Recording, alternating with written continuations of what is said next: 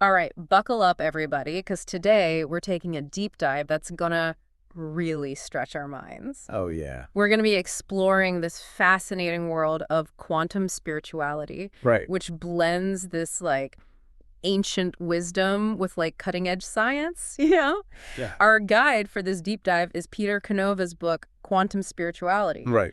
And it actually comes with this like super intriguing foreword by James Redfield. Oh, wow. And if you don't know, he's the author of the Celestine Prophecy. Yeah. No, I know Celestine Prophecy. Yeah. So it's a really interesting combo, right? Yeah, Redfield, he like perfectly sets the stage, you know? For this journey that Canova takes us on in this book. Okay. It's a journey of questioning and exploring and ultimately discovering that reality like might be a lot more mysterious and a lot more interconnected than we typically think. Than we think. Yeah, absolutely. Yeah. And it all starts with Canova's like personal story. Right. You know, he begins as like a cold skeptic. And then he ends up taking this ESP course and have these like wild experiences with medical intuition that are so accurate that it just like rocks his world. Wow. I mean, imagine being able to like sense what's going on in somebody's body without any medical training, you know? Right. It's just like... That's crazy. And it's wild. Yeah, it really was a turning point for him, you know? It's like he kind of stumbled onto this hidden dimension of reality. And then, you know, kind of going from there, he has this aha moment. Yeah. Where he realizes that we're not just these like isolated beings, right? Right. But there's this intelligent consciousness connecting everything. Yeah. Like imagine that. You, me, the trees, the stars, like all part of this vast web. That is wild. Yeah. But Canova also points out that there's this huge obstacle in the way of, you know, accepting this idea of interconnectedness. Yeah. And it's the dominance of scientific materialism. It's this worldview that essentially says, if you can't measure it in a lab, it doesn't exist. Right. And so that leads to a lot of people just dismissing spirituality as irrelevant. Yeah. And Canova, he doesn't shy away from tackling that head on at all. Okay. He goes right for Darwinism. Not to debunk evolution itself, but to like question how we interpret it. Okay. And he uses some pretty strong words, calling out scientists like Richard Lewontin and George Wald, who admit that their commitment to materialism, you know, might be influencing their scientific agendas. Wow. You know, he's suggesting that, like, sometimes personal beliefs can end up driving the research. So that's a bold claim. Yeah. So is he saying that science can't be objective? I think he's raising this really crucial point. Okay. That, you know, even science, which prides itself on objectivity, might be influenced by the underlying philosophies of the scientists who are involved. Right. And that's something we don't always consider. Yeah, that's true. I see what you mean. It makes you wonder, like, if we just accept this purely materialist view, what happens to our sense of meaning? Right. You know? Totally. Canova suggests there could be some, like, pretty big societal consequences if we, you know, just embrace this idea that life is just a random accident with no inherent purpose. Exactly. He argues that, you know, if we believe that our lives are meaningless, it can undermine our sense of responsibility. Right. You know, like our motivation to create a better world. Yeah.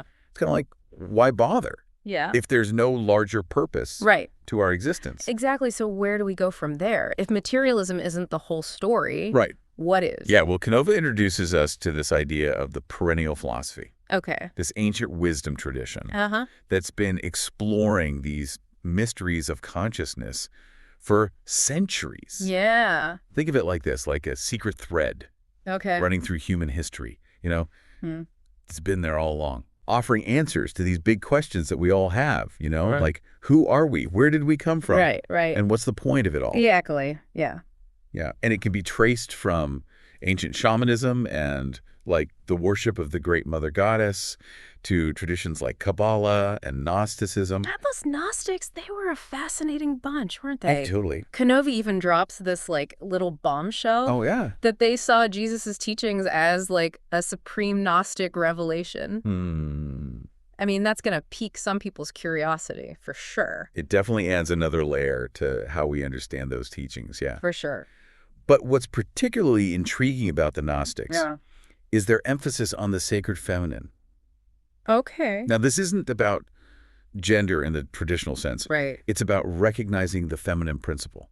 Okay. Intuition, wisdom. Yeah. A deep connection to nature, like as the key to unlocking our higher nature. So we're not talking about like a women are better kind of thing. No, not at all. But more like tapping into a different way of being in the world. Exactly, yeah. Okay, I got it. And Canova points out that, like, early human societies were often matriarchal, with the focus on harmony and nature. Right. But then as patriarchal structures kind of took over, there was this suppression of the feminine principle. And the Gnostics believed that this suppression actually hindered humanity's spiritual progress. It makes you wonder what might have been different, doesn't it? It's a great question. What if that connection to the feminine principle had remained a dominant force? Totally. What would our world look like today? Right. It's a fascinating question to consider. Yeah, so to really grasp, like, the Gnostic view of reality, we need to delve into their use of myths. Okay. They weren't just telling stories for entertainment. Right. They were conveying, like, profound truths about consciousness and reality through these symbolic narratives. Right. Okay, so let's unpack one of those myths, Yeah. Like their creation myth. Okay. If I remember correctly, it starts with this ultimate source, right? Yeah. Projecting individual spirits called eons. And one of them falls into this chaos of matter and creates the demiurge or archon. And we're basically trapped in this material realm, far from our true home. It's kind of a bleak picture, isn't it? It might seem that way at first glance. Right. But remember, like the Gnostics, they were using these myths to point towards deeper truths. Okay. The demiurge, for example, isn't some, like, evil villain. Right. It's a symbolic representation of our ego mind. That part of us that's, like, obsessed with control, separation, clinging to the illusion of a separate self. It's what keeps us from experiencing the true unity that is, like, our birthright. So it's more about this internal struggle than some, like, external force keeping us trapped. Okay, that makes sense.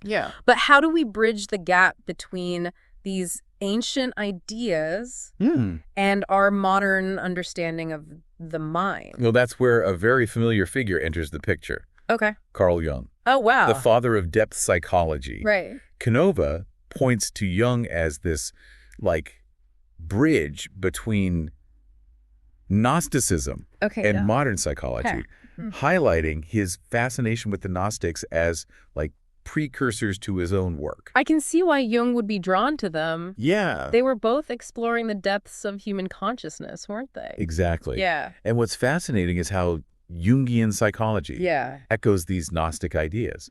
Take, for example, the concept of unity and polarity.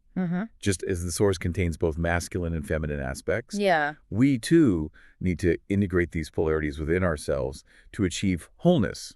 So it's not about choosing one over the other, right, but about finding a balance between those seemingly opposite forces? Precisely. Got it. And then there's individuation, which is Jung's term for the process of, like, awakening the divine spark within, overcoming the illusions of the ego, and realizing our true self. This echoes the Gnostic goal of escaping the material realm and returning to the source. It sounds like both Jung and the Gnostics believe that true freedom comes from connecting with something larger than our individual egos. Totally. But how does this all tie back to Canova's concept of quantum spirituality? Where does quantum physics fit into all of this? Well, that's where things get really interesting. Okay. Canova takes us into the world of quantum physics. All right. And it's here that the connections to ancient wisdom become even more startling. I'm ready for my mind to be blown. Okay, well, imagine you're an astronaut, right? Landing on an alien planet where objects exist as both waves of energy and particles. But the act of observing them determines which state they take. Whoa. That's kind of what quantum physics is like. It's a world where reality is far stranger than we could ever imagine. Okay. I think I'm starting to feel my brain melting a little bit. Okay, we'll take, like, the famous double slit experiment. It demonstrates that particles, like photons, seem to know when they are being observed. They behave differently when they're being watched. Really? Which is a pretty mind-boggling concept to grasp. That's wild. So are you saying that our consciousness actually influences how reality behaves? That's one interpretation. And it's this idea that consciousness plays a crucial role in shaping reality. Right. That starts to connect the dots between quantum physics, Jungian psychology, and the ancient wisdom of the Gnostics. Whoa, okay. I need a minute to process all of this. Yeah, we'll give you a moment to catch your breath. This is definitely deep dive territory. But when we come back, we're going even deeper into the rabbit hole. We'll explore how Canova uses quantum physics to support his idea that an underlying consciousness permeates all of creation. Okay. And what that means for us as individuals. All right, I'm ready. Stay tuned. Welcome back, folks. Let's pick up where we left off exploring Peter Canova's quantum spirituality. Yeah, we were just getting to that, like, tantalizing link between Gnostic wisdom, Jungian psychology, and quantum physics. Yeah, right. I gotta admit, my head is still spinning a little bit from that, like, double slit experiment. Yeah. It's hard to, like, wrap my mind around the idea that observation or, like, consciousness could actually be, like, influencing reality at, you know, the subatomic level. Yeah, it's definitely a paradigm shift, isn't it? Totally. And Canova argues that if we can accept that consciousness might play a role at the quantum level, why not at larger scale? Okay, I see where you're going with this. Yeah. But hold on, before we go too far down that path, what about Canova's idea of a third way? Oh, right. He talks about moving beyond both rigid religion and dogmatic materialism. Yeah, what does he even mean by that? So Canova argues that both extremes can be limiting, you know, even dangerous. Okay. Like he sees blind faith, like without questioning, as problematic. Right. And on the flip side, he critiques the limitations of a purely materialistic worldview, right?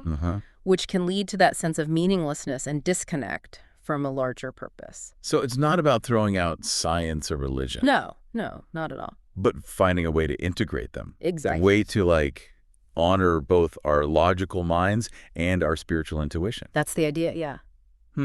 Yeah. I can see how that would resonate with a lot of people who feel like they have to choose, you know, between science and spirituality. Right. But if we, like, totally reject spirituality, are there consequences beyond just feeling a little lost? Canova argues that rejecting spirituality can have consequences, not just for individuals, but for society as a whole, you know? He suggests that, like, if we just embrace a purely materialistic view, it can lead to this devaluation of human life. Yeah. A lack of ethical grounding for our actions. So basically he's saying that even if we don't personally subscribe to a particular religion, we still need a sense of something bigger than ourselves, some kind of like moral compass. It seems like he thinks so. He even suggests that some of the problems we face today, like the rise of extremism and political polarization, might be rooted in this spiritual void. That's a pretty provocative thought. Yeah. So he's saying that, like, when people feel lost and disconnected, they're more vulnerable to these extreme ideologies. Canova argues that when people feel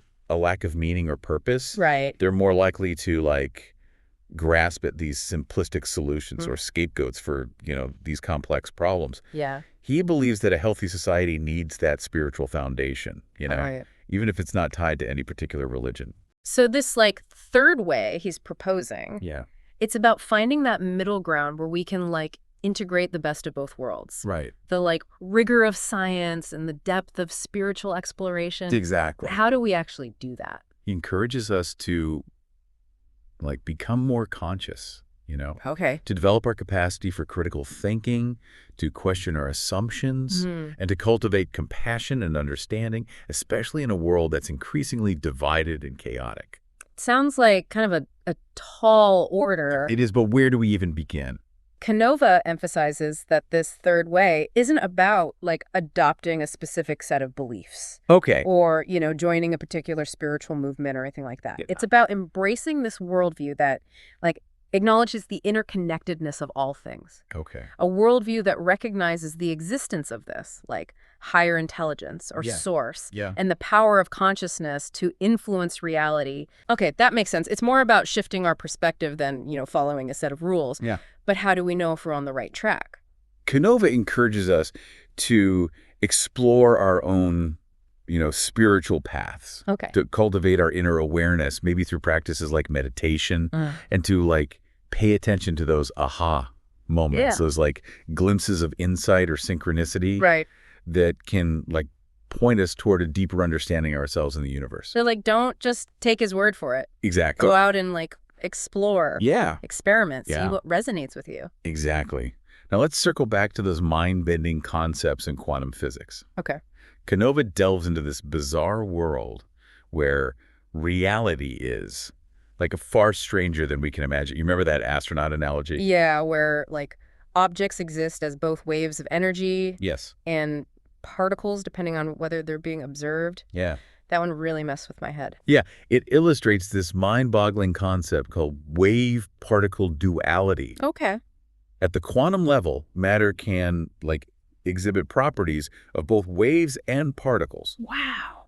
And the act of observation plays a role in determining, like, which state manifests. That is so weird. But it's a phenomenon that has baffled scientists for decades. It really is. It's like the universe is saying, hey, there's more to reality than you think. Exactly. So wild. And then there's the Copenhagen interpretation of quantum mechanics. Okay. Which suggests that consciousness itself might be collapsing the wave function. Whoa. And, like, influencing reality. So are we actually creating reality with our minds? Is that what he's suggesting? That's a big question, and one that's still being debated. Okay. But, Canova presents some pretty compelling evidence.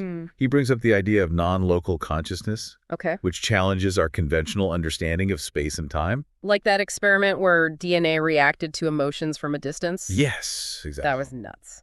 That experiment showed that our emotions, our intentions, they can have an effect on matter even when there's no physical connection. So you're saying, like, our thoughts and emotions could be having a real impact on the world around us, even if we can't see it. Yeah.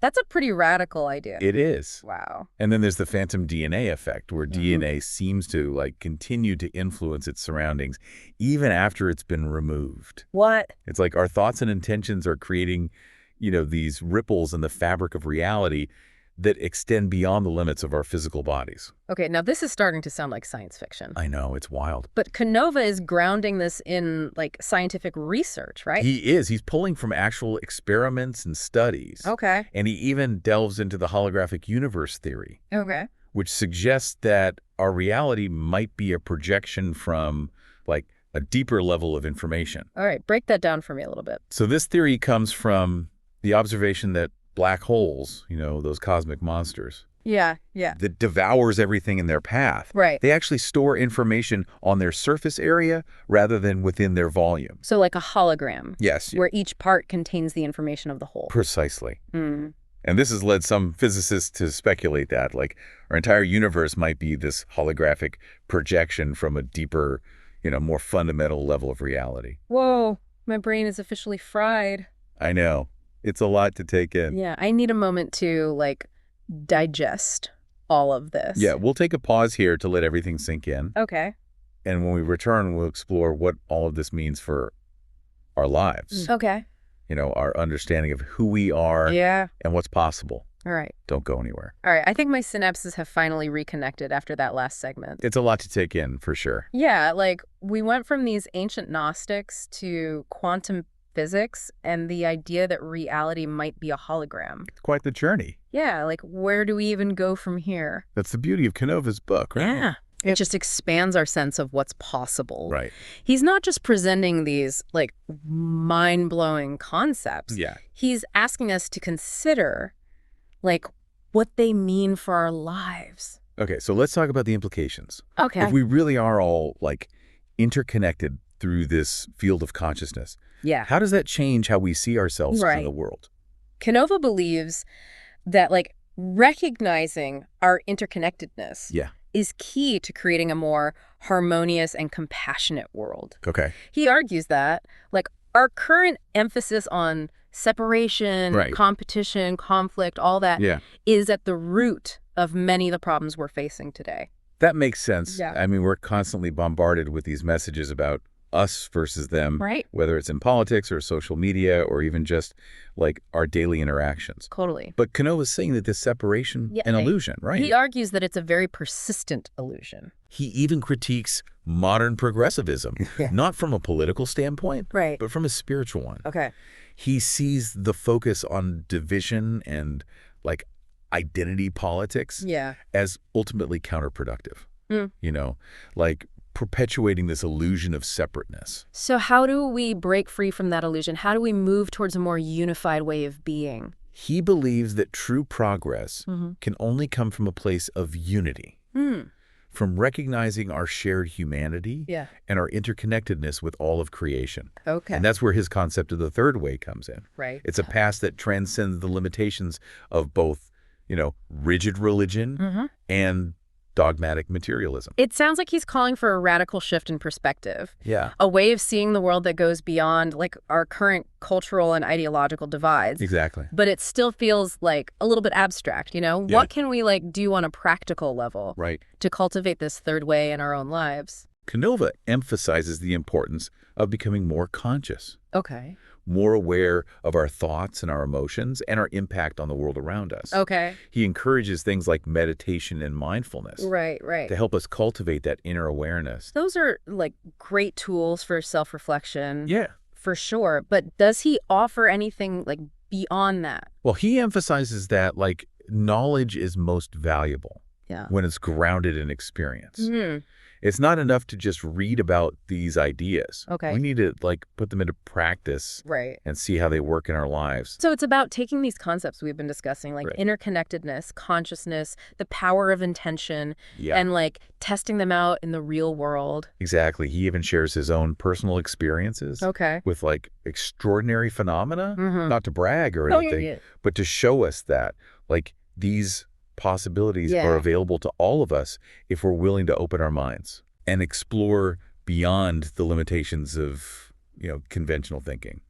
Okay, I'm intrigued. What kind of experiences is he talking about? He talks about things like, precognitive visions, receiving information from unseen sources. Whoa. And even witnessing seemingly impossible events. Wait, so is he saying that he has psychic powers? He's not framing it that way. Okay. He suggests that these experiences are the result of a deepening connection to the field of consciousness that we all share. Okay. Not some special ability that only certain people have. So he's saying that we all have the potential to tap into these extraordinary realms of experience if we cultivate our awareness and expand our sense of what's possible. Exactly. He encourages us to develop our own intuitive abilities, pay attention to those aha moments of insight or synchronicity that can point us towards a deeper understanding of ourselves and the universe. This is starting to sound less like science fiction and more like a call to adventure. Right. Yeah. He also emphasizes the importance of intention. Okay. He believes that our thoughts and intentions have a really powerful effect on reality. And that by focusing our attention on what we want to create, we can align ourselves with the flow of abundance and manifest our desires. I mean, a lot of people talk about the power of positive thinking and manifestation. Sure. But what makes Canova's approach different? He offers specific guidance on using visualization and affirmations to empower our intentions. Right.